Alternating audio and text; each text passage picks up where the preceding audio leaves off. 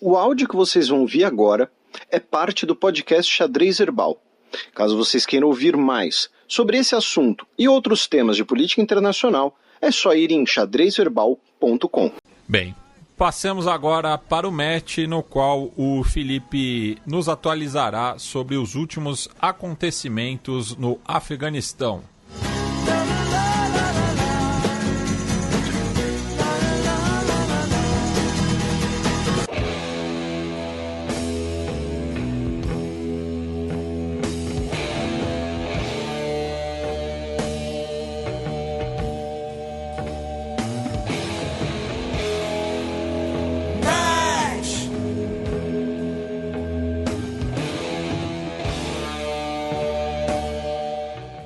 E aí, pessoal, uma breve atualização sobre o que está rolando no Afeganistão.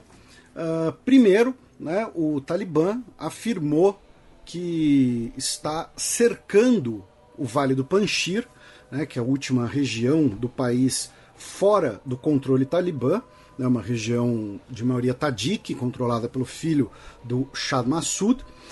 Inclusive tem notícias de hoje, dia 3 de setembro, que falam já que o Talibã teria dominado a região, mas ainda é tudo muito fresco, ainda muito incerto, não tem nada muito confirmado. Então o que tem é isso, que o Talibã está realizando essa última grande ofensiva contra a região do Vale do Panjshir.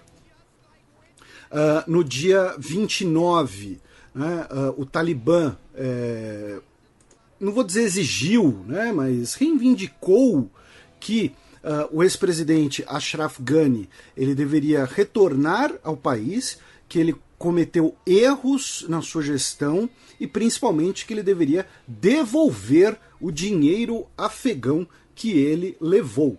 E disse que o abandono que ele fez que causou os saques e tiroteios dentro do Afeganistão. Tá? Então não foi o Talibã, não foram as pessoas que atiraram, foi o Ashraf Ghani, que claro, uma coisa, o Ashraf Ghani ser um pilantra, isso não está em questão. Aí outra imagem que circulou bastante foi que na noite da segunda-feira, horário local afegão, nós tivemos a completa retirada dos Estados Unidos, incluindo a imagem do general Chris Donahoe, comandante da 82ª Divisão Aerotransportada, de paraquedistas, que é muito conhecida por conta do seu papel na Segunda Guerra Mundial, ele subindo num cargueiro C-17, o último militar dos Estados Unidos em solo afegão, e nesse contexto de retirada, as forças dos Estados Unidos, segundo o general Kenneth McKenzie, o comandante do Comando Central, teria inutilizado, destruído aviões blindados e também uma bateria antiaérea. Tá? Ainda assim, vamos lembrar que muitos veículos, especialmente Humvees e veículos blindados resistentes a minas terrestres, foram deixados para trás, assim como também helicópteros. E aí nós entramos em outra atualização, que foi o Talibã realizou uma espécie de parada da vitória na quarta-feira, dia 1º. Por que nessa data? Porque o dia 31 de agosto era a data limite da retirada dos Estados Unidos. E aí no dia 1º tivemos essa espécie de parada da vitória, com veículos blindados, com materiais capturados, munição, veículos, e também um helicóptero Black Hawk voando com a bandeira talibã pendurada. Tá? E aí entra uma coisa que a gente já mencionou anteriormente, que é o fato de que mas o Talibã não vai ter como pilotar os helicópteros ou pilotar o Super Tucano, alguma coisa assim. Como se não fosse possível você contratar mercenários, como se você não fosse possível até mesmo treinar pessoas para isso. Então é um pouco ingênuo. Claro, o Talibã não vai ter uma força aérea gigantesca, nem está interessado nisso, não nesse momento. mas daí achar que eles não vão poder fazer nada, que eles vão parecer tipo pessoas, né, da Idade da Pedra com equipamento tecnológico, é inclusive até meio... é um orientalismo meio racista até. Também no dia 1º tivemos a primeira cooperação internacional com o governo talibã, já que o Qatar, né, via a Qatar Airways, mandou uma equipe para o aeroporto internacional de Cabul para restaurá-lo à funcionalidade, né? Então, questões de radar, torre de controle, equipamento, pessoas familiarizadas com os equipamentos, né? Porque quando você teve a retirada completa, você também teve a retirada desse pessoal e também a destruição de parte desses equipamentos. Tanto que se vocês entrarem, né, em sites que monitoram aeroportos, que monitoram tráfego aéreo, vocês vão ver que o aeroporto de Cabul está classificado como inapropriado para tráfego aéreo no momento, coisas desse tipo, alertas desse tipo. Tá? Novamente, recomendando para os interessados, para os aficionados por aviação, o trabalho do Lito lá no Aviões e Músicas. Tá? Um abraço para ele, inclusive. Então, essa é a parte mais factual, tá, recente do Afeganistão. Aí a gente tem alguns outros pontos mais específicos, tá, que também são factuais, mas são, como eu disse, específicos. Primeiro, falando, né, das relações com o Talibã, das reações. Né? O Joe Biden continua na sua política de negação da realidade, tá? E aí, na terça-feira, dia 31, ele disse que a missão dos Estados Unidos no Afeganistão foi um sucesso extraordinário, tá? Que a evacuação das 120 mil pessoas também foi um sucesso. Né? Então, assim, ele parece que está numa negação, né? Numa negação de que o governo dele fez presepada. E se você é um ouvinte recente, ouça os programas, né, os últimos programas em que a gente fala que o problema vem desde o governo Bush filho. E o governo Trump legitimou o Talibã, o governo Obama não sabia o que fazer, e o governo Biden parece que está em negação da cagada que fez, né, com o perdão aí da palavra, já que nós somos um podcast family friendly para você ouvir com toda a família por perto. Tá? Então, assim, primeira, né, reação foi esse pronunciamento, né, e que, repito, o Joe Biden parece estar em negação dessa realidade desastrada que foi a operação do seu governo e que já gera repercussões internas e externas, né, em relação ao seu governo. Né? Então, adversários políticos dentro dos Estados Unidos batendo no governo, outros países questionando a posição dos Estados Unidos. Né? Então, repito, ele parece estar em negação. E aí, o Zabihullah Mujahid, que é um dos líderes do Talibã, disse também na terça-feira, dia 31, que ele pretende, né, ele gostaria, né, que o Talibã e os Estados Unidos mantivessem relações diplomáticas. Tá? Ele disse que quer ter boas relações diplomáticas com todos os interessados. Tá? Depois vamos para as relações entre Talibã e Índia, porque o embaixador da Índia no Catar, o senhor Deepak Mittal, se encontrou com um dos líderes talibãs, lembrando que o que seria a representação, né, exterior do Talibã é em Doha, no Catar. Em todo esse processo de negociação, o governo Trump e tudo mais. E por quê? Segundo o governo indiano, existem dezenas de indianos em solo afegão e o governo indiano quer a segurança dessas pessoas e que essas pessoas sejam trazidas, né, possam ir de volta para o seu país. Lembrando que a origem do Talibã tem relação indireta com a Índia, no sentido de que a Índia e a República Secular Afegã tinham boas relações. Com isso, o Paquistão temia eventualmente se ver envolvido numa guerra em duas frentes, e aí o Paquistão vai colaborar com grupos anti a República Secular. Isso eu estou falando lá na década de 1980, tá, gente? Início da década de 1990. Vai colaborar com esses grupos E depois o principal desses grupos vai ser o Talibã. Né? O Talibã é um fruto direto da intervenção paquistanesa no Afeganistão para ter um aliado nessa sua extensa fronteira. Tá? Então, o governo indiano estaria preocupado, inclusive, com atividades anti-indianos dentro do Afeganistão. Tá? O governo chinês viu seu Ministério de Relações Exteriores, pediu no dia 1º, na quarta-feira, que abusos por forças estrangeiras no Afeganistão nos últimos 20 anos devem ser investigadas e os direitos humanos da população devem ser defendidos. Tá? Ele não especificou quais crimes, não falou abusos dos Estados Unidos, né? Mas falou crimes cometidos por forças estrangeiras no Afeganistão. Então, para bom entendedor, meia palavra basta. E o Putin também no dia 1º, né, essa data que, como eu disse, marca, né, a completa retirada, num evento em Vladivostok, né, no extremo da Rússia, disse que os 20 anos dos Estados Unidos no Afeganistão só resultaram em tragédias e que o saldo é no mínimo 0, para não dizer negativo. Aí, nesse contexto, a gente viu que alguns países, né, estão dialogando com o Talibã, seja por a necessidade pragmática ou então um apoio maior. Né, a gente já falou bastante dos interesses chineses no Afeganistão. E o Afeganistão tem aí vendido, né, a imagem de que é o Talibã moderado, o Talibã paz e amor. O Talibã agora vai ser mais representativo e o Talibã quer dialogar com todo mundo. Né?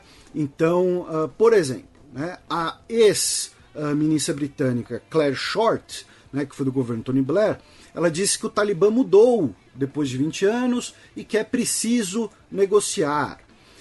Aí o enviado do Talibã disse que as mulheres vão poder estudar no Afeganistão, desde que separadas dos homens, né? Com um programa educacional razoável, consistente com nossos valores islâmicos, nacionais e históricos. Então tem essa imagem aí de Talibã paz e amor e quer negociar e quer relações diplomáticas. Novamente, os nossos ouvintes ficaram sabendo, né?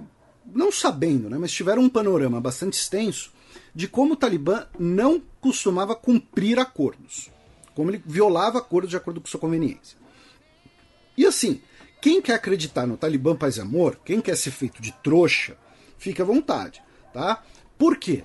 Nesse período em que nós tivemos essas declarações, esses diálogos, nós também tivemos, por exemplo, a nomeação do Khalil Haqqani como o diretor de segurança de Cabul, que ele é o líder da Rede Haqqani, que é um grupo extremamente violento e extremista dentro do Talibã, é uma facção radical dentro do Talibã, para vocês terem ideia.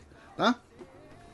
Aí tivemos, no dia 31, a denúncia de que um cantor tradicional, né, um cantor de música folk, Fawad Andarabi, foi espancado, né, e executado pelo Talibã.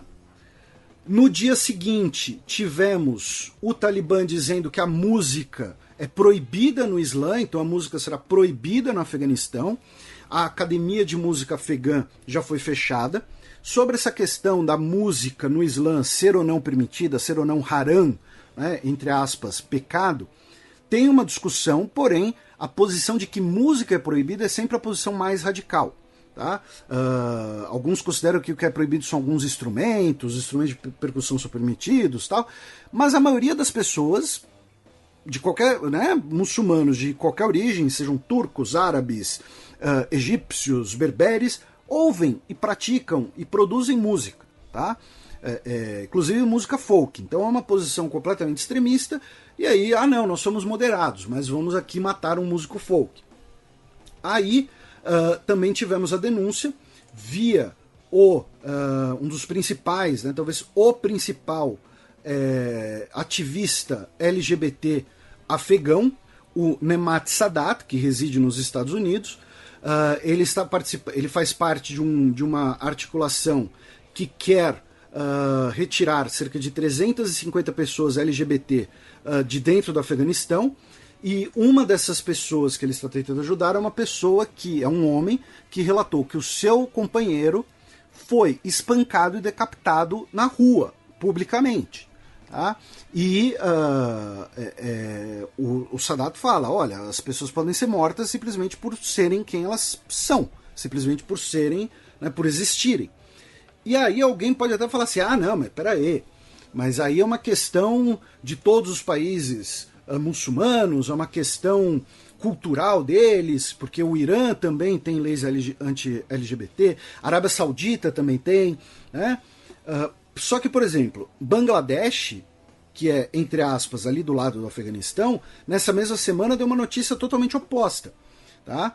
A corte anti-extremismo de Bangladesh condenou 6 pessoas à morte por serem de um grupo radical muçulmano ligado ao Ansar al-Islam, que mataram 2 ativistas LGBT, 2 homens homossexuais, em abril de 2016, em nome, né, entre aspas, da religião, e eles foram condenados à morte por isso. Tá? E Bangladesh é um país que também não reconhece relações homossexuais. Tá? Ainda é criminalizado, tá? Embora não seja punível com prisão. Então não estou falando nem de um paraíso libertário, alguma coisa assim, não. Estou falando de um país ali do lado que dá um exemplo completamente oposto. Tá? Uma coisa é você achar que é haram, outra coisa é você pegar e matar a pessoa no meio da rua. Né? Isso é coisa de grupo extremista. Então, quem quiser achar que o Talibã está moderado, que é o Talibã paz e amor, quer ser feito de trouxa, fica à vontade. Tá bom? Nesse contexto também, ainda no Afeganistão, outra notícia pontual, os Estados Unidos realizou 2 ataques contra líderes do Daesh Khorasan, né, o Daesh dentro do Afeganistão, incluindo aí a explosão de um veículo que teoricamente transportava homens-bomba, porém tinha uma família inteira com 8 ou 9 vítimas civis, incluindo 3 crianças dentro do veículo, e o Talibã protestou contra essa ação. O Paquistão, ali ao sul, também realizou uma operação contra integrantes do Daesh, né, o auto-intitulado Estado Islâmico, que deixou 11 mortos. E, finalmente, né, temos aí agora todo um processo de acolhida e de direcionamento, né, dessas pessoas refugiadas que saíram do Afeganistão. Então, e nesse sentido, o Brasil, né, poderia fazer, né, alguma coisa. Tem a base aérea, né, dos Estados Unidos, de Ramstein, né, se tornou ali um lar temporário de cerca de 15 mil afegãos. A União Europeia, né, já está começando a fazer planos para distribuir, alocar essas pessoas, porém também com barreiras que impeçam chegada de pessoas vindos por terra. A gente falou do muro que a Grécia colocou na fronteira com a Turquia. E tivemos 3 notícias em relação ao Brasil e refugiados afegãos. Tá? Uma delas, da Flávia Mantovani, é que tivemos uma manifestação em frente ao escritório do Ministério de Relações Exteriores de São Paulo, no Jardim América, feita por pessoas da comunidade afegã de São Paulo, pedindo, né, para que o Itamaraty aceite uma proposta, tá, da empresa FGI Solution, tá, para o Brasil receber cerca de 400 pessoas resgatadas de Cabul.